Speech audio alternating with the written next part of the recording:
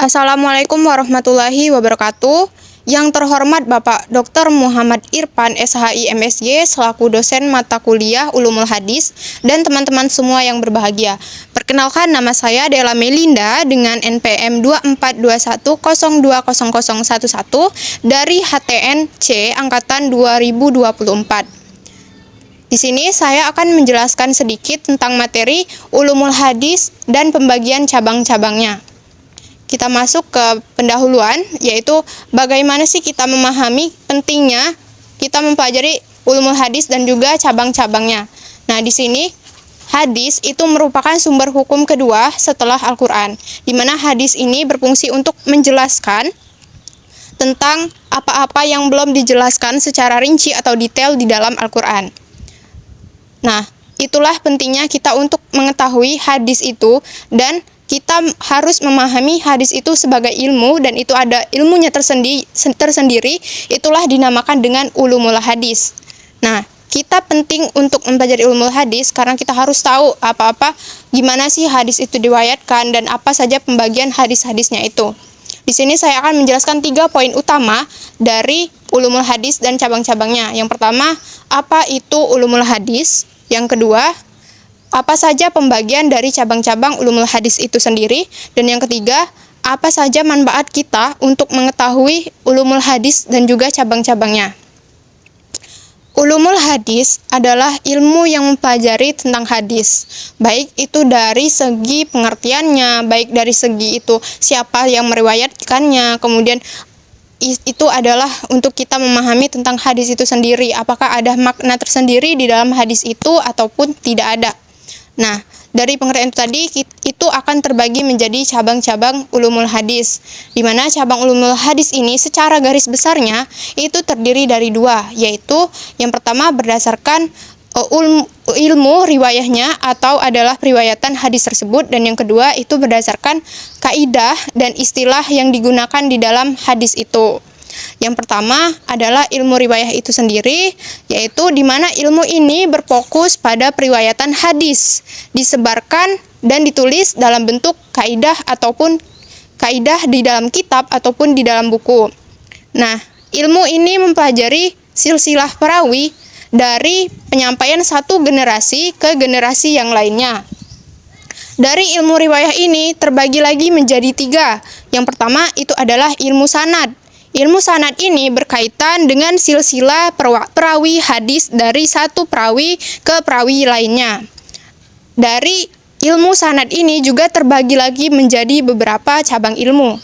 Yang pertama itu ada cabang ilmu rijal al-hadis, yaitu ilmu yang membahas tentang periwayat hadis itu dari siapa. Yang kedua itu ada ilmu al-sar wa at-tadil, yaitu tentang kritik periwayatan hadis. Yang ketiga itu ada ilmu tarik al-ruwah, yaitu tentang sejarah para periwayat hadis. Kemudian yang selanjutnya itu ada ilmu matan, yaitu di mana fokusnya ilmu matan ini berfokus pada isi ataupun redaksi dari isi hadis itu, di mana pembagian ilmu matan ini juga terbagi menjadi beberapa macam. Yang pertama itu adalah ilmu gharib al-hadis, yaitu tentang ilmu yang berkaitan dengan kata-kata asing di dalam sebuah hadis. Yang kedua itu ada ilmu al-asbab wa adabi, yaitu ilmu tentang sebab-sebab munculnya suatu hadis itu. Jadi di sini kita bisa tarik kesimpulan kalau hadis itu muncul karena apa, atau karena ada persoalan atau permasalahan di dalam lingkungan manusia ataupun tidak. Kemudian ada ilmu naqs wa al-mansukh fi al-hadis, yaitu hadis yang menghapuskan atau dihapuskannya suatu hukum hadis itu. Kemudian ada ilmu ilal al-hadis, yaitu tentang kita membahas ilmu yang cacat tersembunyi di dalam hadis itu. Kemudian yang selanjutnya itu ada ilmu al-talfiq al-hadis, yaitu ilmu yang mengkompromisikan hadis atau mengkompromikan suatu hadis.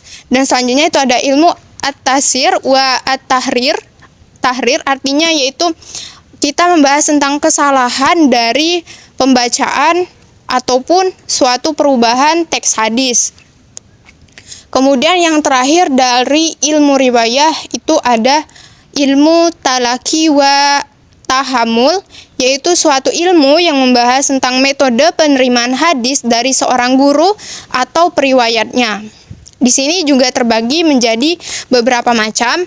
Salah satunya itu ada ilmu asima min lafzi asyaik, yaitu di mana ilmu ini penerimaannya didengar langsung oleh gurunya. Misalnya kita sebagai murid, kita mendengar langsung dari perawi atau periwayat hadis ini.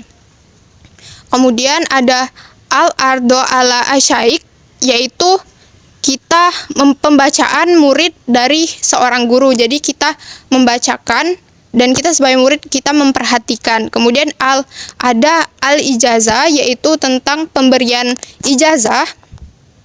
Kemudian ada al-mukawadah, yaitu tentang pemberian naskah hadis kepada seorang murid dari guru ke seorang murid.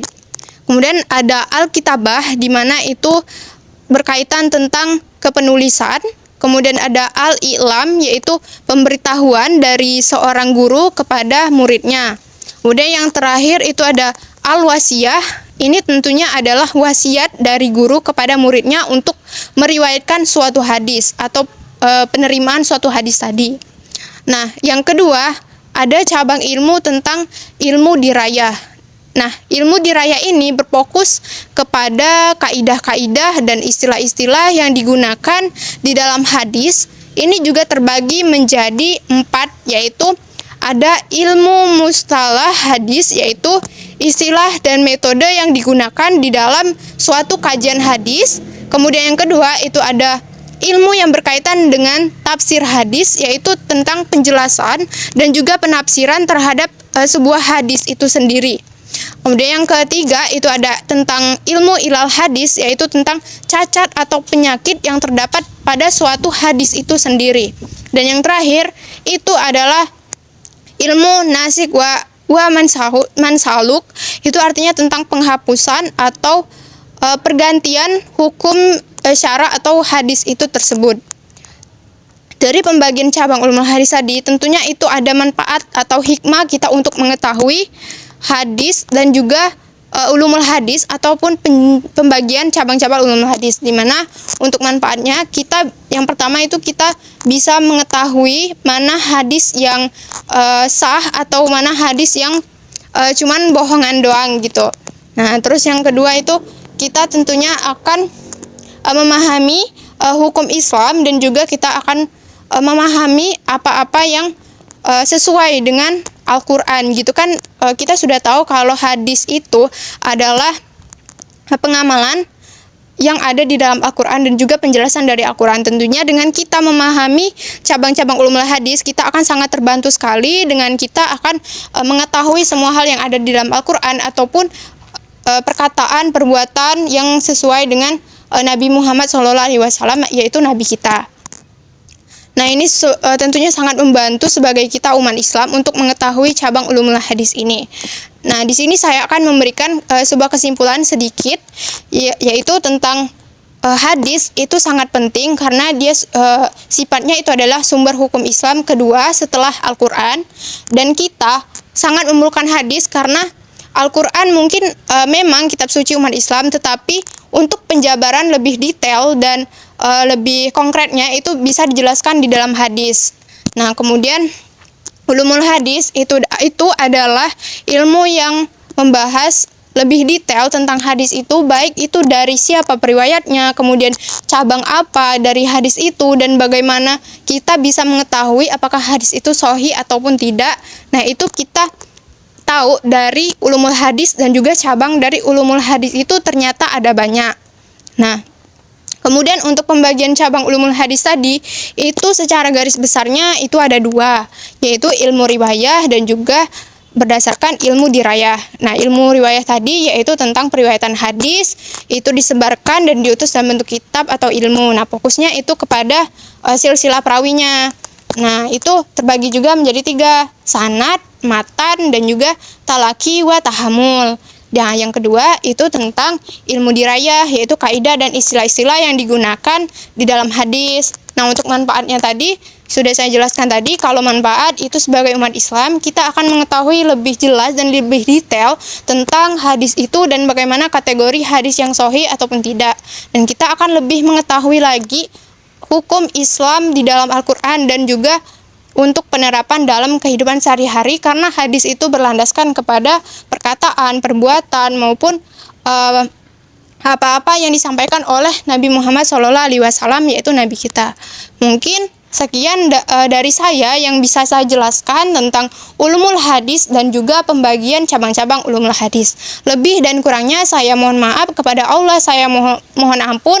Wassalamualaikum warahmatullahi wabarakatuh.